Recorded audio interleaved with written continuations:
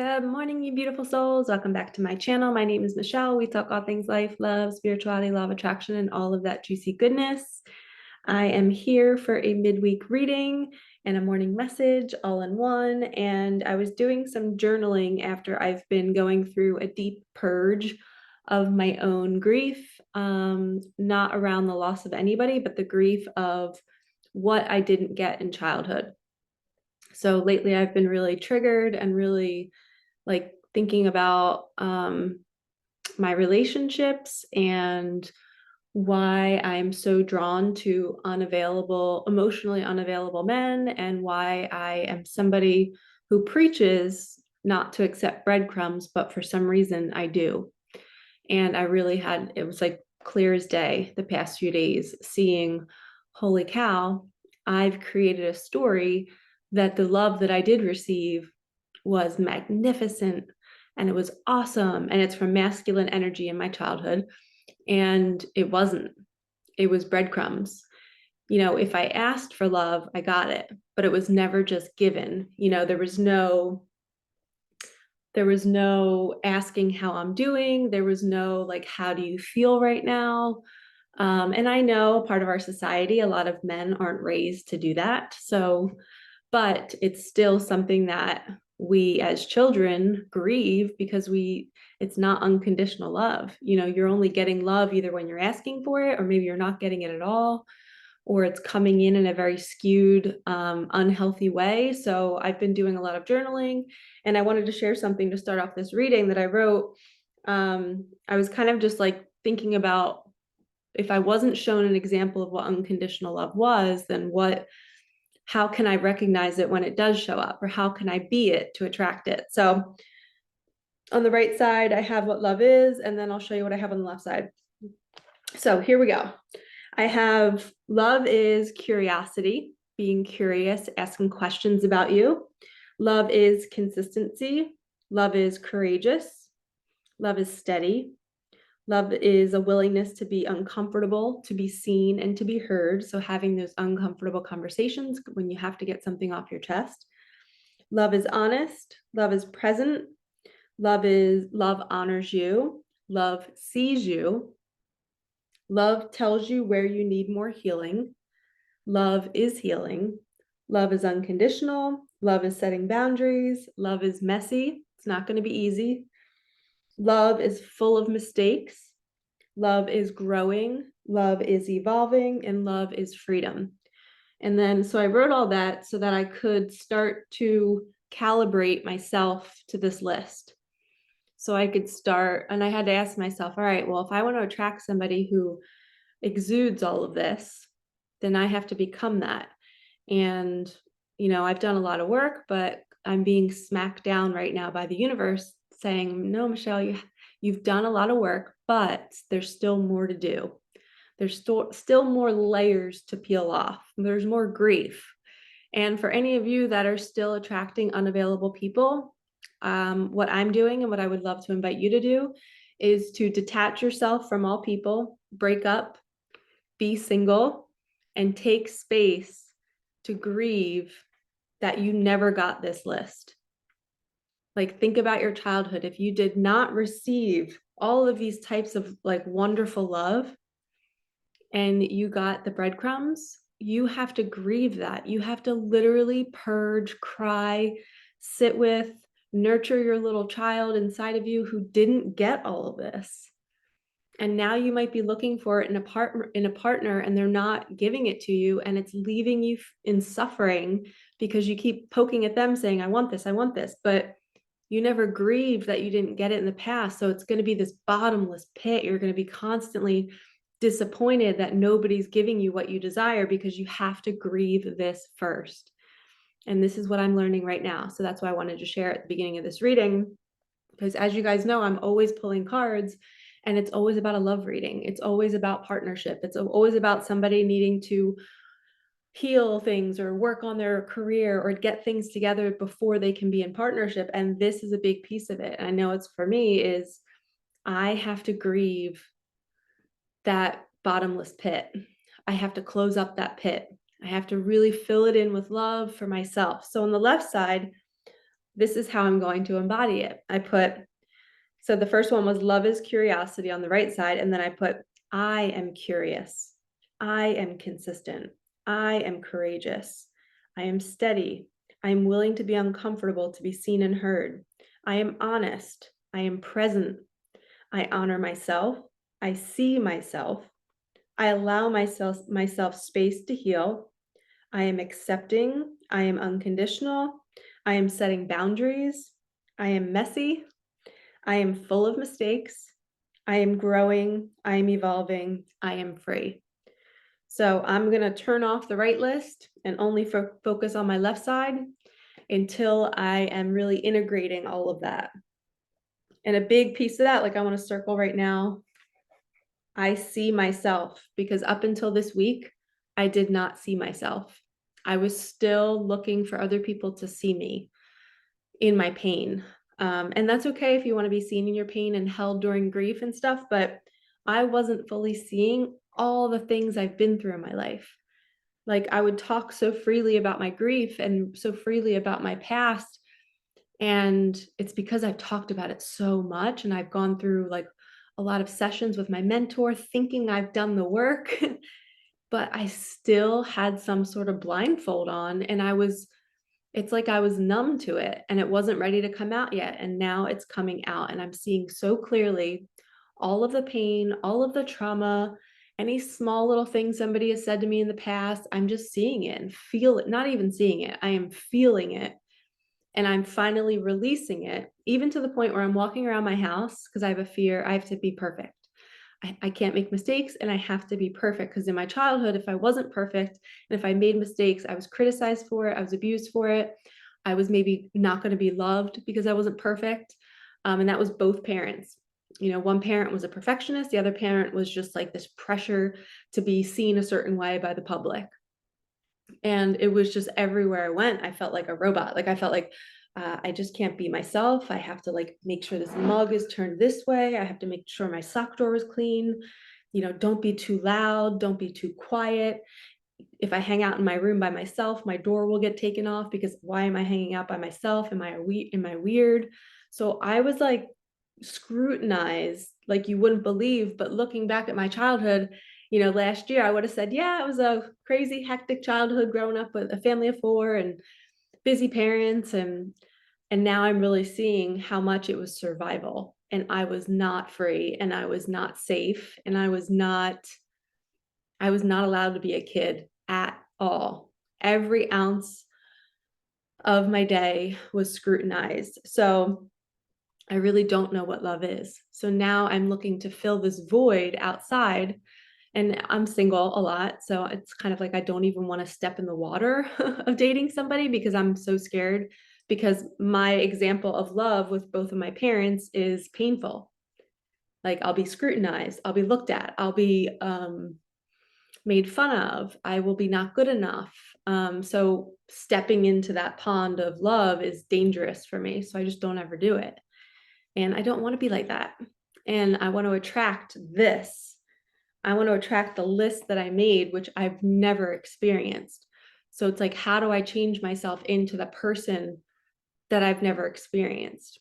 So it's going to be hard work, or it's going to be effortless. I don't know, but I just want to make sure that I am not magnetizing the old into my reality. I want to be new. I want to purge this old definition of love, which was breadcrumbs, scrutiny, having to do things to please others, having to be perfect. So yeah, I am purging, crying nonstop, releasing the energy. The energy builds up so much in my body that I have to go to the gym and I have to move it. I'm so ungrounded that I have to like, there's just so much energy. Like if I don't move, I'll have like restless leg syndrome at night. So I am currently working on that, and that's where I am in my life. Hopefully, maybe it'll help somebody else out there. But if you're grieving anything right now, please, please, please don't distract yourself and avoid it.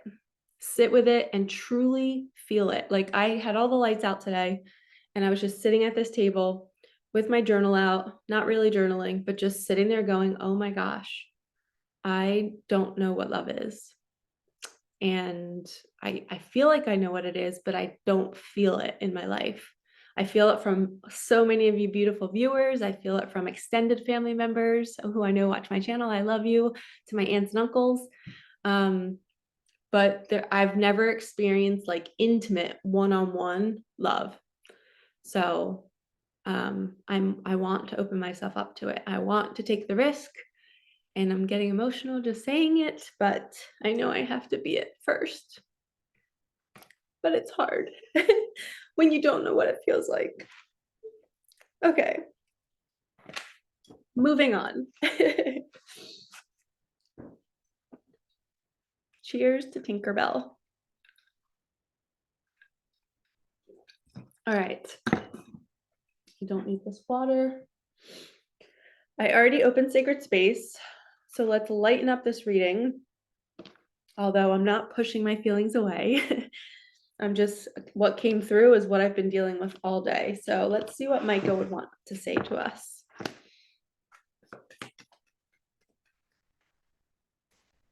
Destiny has a plan for you. Let go of the need to know. All right, so we're going to do a reading where I pull maybe 10 of these cards, and then we'll pull tarot to land on top of them. 333, connect back to spirit.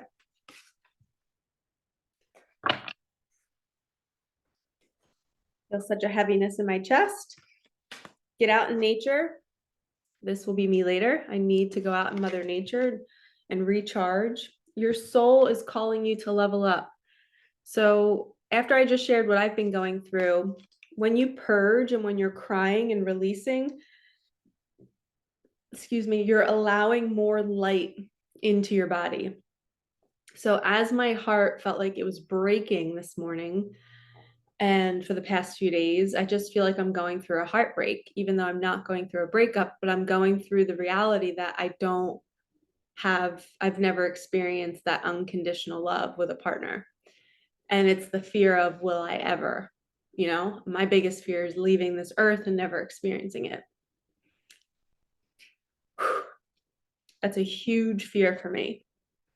But now I'm seeing why I haven't, now I'm really seeing like why I haven't experienced, because I haven't been it. I haven't really like fully, I just was still not grieving that piece of me that didn't get what I deserved. So now I'm finally letting that, my heart break, right? We're letting the emotion out, and now we're allowing more light and more love in. So the hard part is, no matter like, if you're somebody who's like me, you know, you might have really loving people in your life, and they might like stop by and hug you in these moments, and they might send you messages, but it's so hard because there's nothing anybody else can do to fix this. The only, like, there's no amount of love that the whole world could give you love today if you're feeling like this, and it won't fill that bottomless pit, because you have to fill it. You have to give yourself the space to grieve what you didn't get, you know, whether it was your mom or your dad not loving you, or whether it was abuse, or whether it was neglect, whatever it was, you have to sit and grieve for that little kid and just feel so sorry for them. And you tell them that you're going to be there for them from now on. I'm going to be there for you. I'm going to be consistent. I'm going to be courageous. I'm going to be curious. And that physically means asking ourselves each day, Michelle, what do you need right now? You don't feel good, babe. What do you need? Let's go for a walk outside. I have to physically talk to myself like that every day. And that's reparenting ourselves, because otherwise you're just going to end in this, you're just going to continue on in the suffering of expecting other people to treat you a certain way when you're not doing it for yourself. So that's what your soul is calling you to level up. That's the piece that's where this journey is not easy. And people will stay on a manifesting kick and be like, oh, I'm going to manifest my special person. I'm going to manifest this and that. But if you're not willing to look or grieve, I should say this, if you're not willing to open up and allow that heart to break and to feel the pain of what you've been through, then you're probably not going to manifest the type of love that you want, which is going to end in a lifetime of always searching for love and never getting it. And then we have manifest more for yourself. A windfall of money. Rest, rest, rest. And a spiritual guide is on the way. I love this. You're going to get support through this. Okay, so thank you, Micah. We love you to pieces. All right, I feel guided to use my Light Seers Tarot. Let's see what card lands where. Okay. Seven of Swords. Okay. So this is somebody, it's like spirit is calling at you. Crows are calling at you, trying to get your attention, but it's almost like you're gathering all of these feathers. And I just heard, and I know this is not the meaning of this card, but I'm feeling like this person's defensive. They're defensive. Maybe they're not listening to the call. Their hood's up.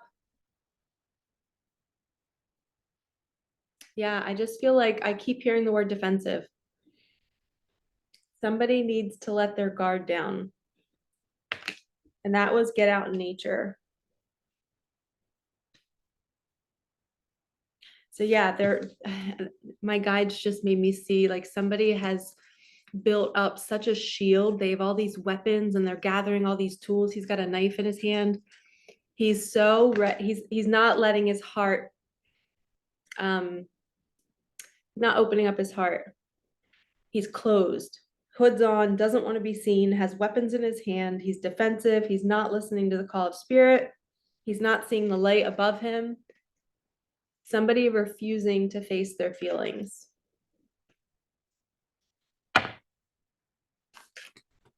It's because they're scared. Yep, look at this. Spot on. So sad.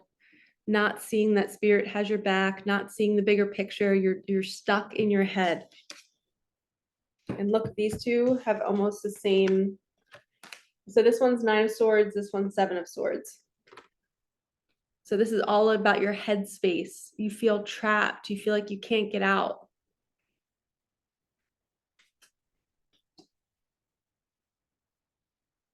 And we know that if it's leading to the 10 of Swords, that's an ending. And usually things get really loud and they seem worse right before a breakthrough. Okay, 3 of Pentacles, all about a collaboration. This is landing on your soul is calling you to level up. It was like kind of over top of that. So when you begin to open up to allow others to help you and you let your guard down, that's when your true healing really begins. Let others help you. Everything is landing on get in nature. Now we have 3 of Cups. Wow. So this is obviously 3 women going and celebrating underneath the stars, and they're in their dresses, they're dancing around.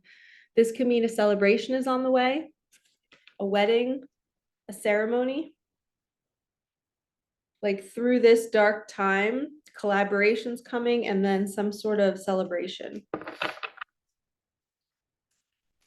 I just heard you will be rewarded for all the work you're doing. Every single card is landing over here, so we're just gonna let it go. We're not gonna worry about where they land. Okay, 2 of Wands, somebody's going to be traveling.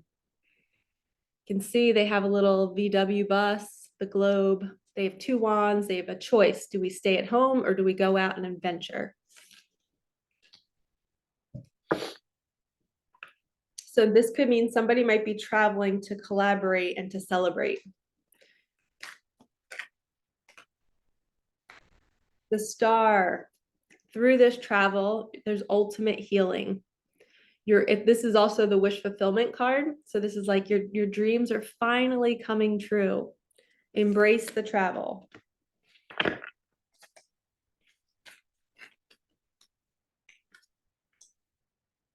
Okay, your knight is on his way. He is coming to assist you along your journey. And if you look at his shoes, there's a mathematical equation.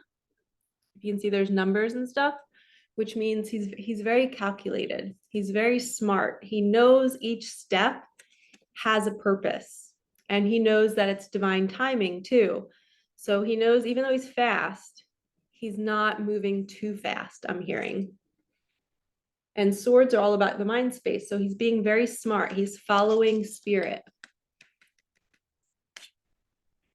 So it's the opposite.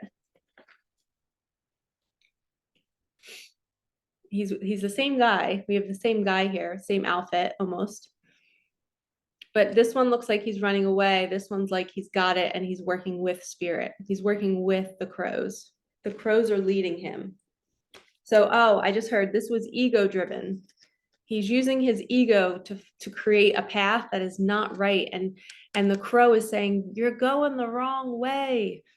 You don't need all this armor. You don't need all these things. You just need spirit to guide you. And trust the journey. The path is already laid out for you, is what I'm hearing. But you have to believe.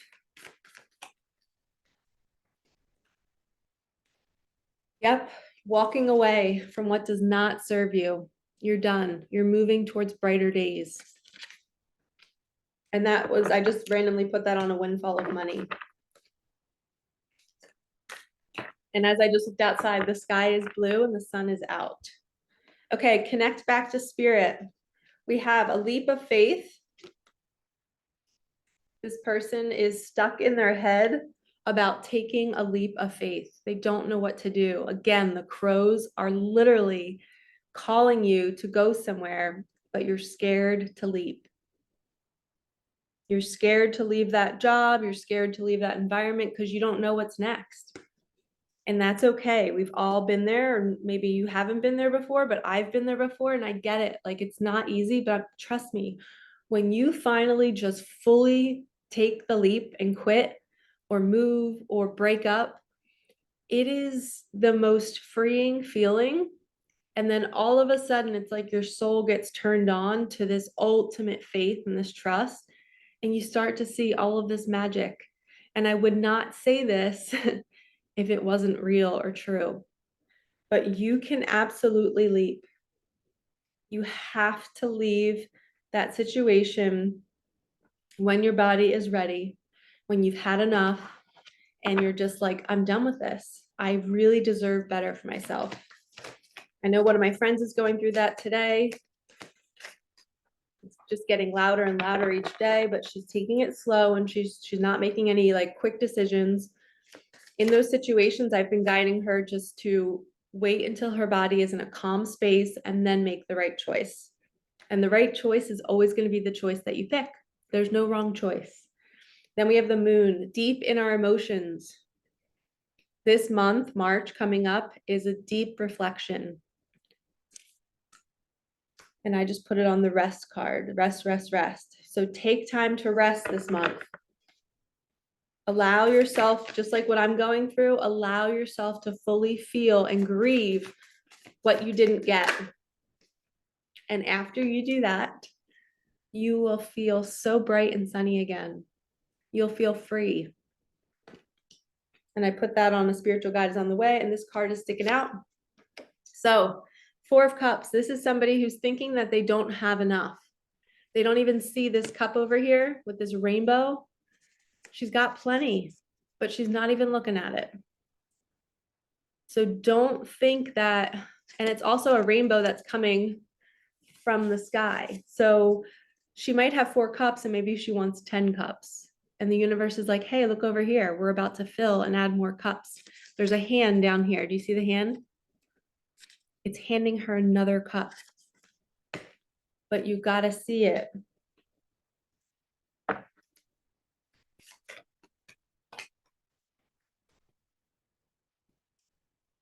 Ace of Cups. Here we go. Here's your new beginning. Brand new opening with love. And again, see the vibration here with the heart, the cup. It's a splash. The water's coming out. The vibes are coming out. This is because you've done the work to finally grieve. And now your cup is full. And you're not looking for somebody to fill your cup up. It's already full. Now it's overflowing with so much love to give. And you finally healed that piece of you where you're like, okay, I don't need to attract the unavailable, the breadcrumbs. I am now overflowing. I am courageous. I am consistent. I am, what are some of the other words I used? I am setting boundaries. Your cup is filled with all those new mantras. That's when you know you're ready for a new love. All right, let's do an animal card. We'll do 2 animal cards and then we'll end it here. Nope. 1, we have a spider, which is all about creating your own web of abundance. The universe will provide for you every little string in that web or strand, whatever you want to call, whatever webs are made of. And the frog, take a vacation, rest. So I just heard, when you rest, the universe provides. When you grieve, when you heal, look at the rain. It's a deep, deep cleanse. Frogs get overworked and they get all dried out on land that they have to jump back in the water. So take a vacation, go rest, go be by the water, allow yourself to cry, to cleanse. And as you're doing that, you're creating this web, whether you know it or not, you're building this web of healing, and it allows you to align to the frequency of love, which allows money to pour in. I know you might not believe me, but when you're sitting on your couch for 2 days straight, not working, not doing anything, sleeping, healing, crying, turning your phone off, when you do that, more money magically shows up. It happens every single time for me. When I choose myself and I choose my healing, I get money out of nowhere. I don't have to work for it, and neither do you. But you have to unlearn the belief system that's saying that you have to work for it, because if you continue, you're going to be an overworked frog and you're going to be all dried out and exhausted. And you're not going to be able to be who you want to be for you and your family and your loved ones. So you have to take time off and trust. You have to start building your trust with the universe. And if people are giving you a hard time for choosing you and for resting, then that's even more now showing you that you do not need to be at that job or in that environment. If people don't honor you resting and taking care of yourself, again, the frog card just fell. So bringing more attention to go be by water. You need some healing. All right, lovies, I'm sending you so much love. Like, comment, subscribe, hit that bell, and I will see you later in the week. All right, peace out.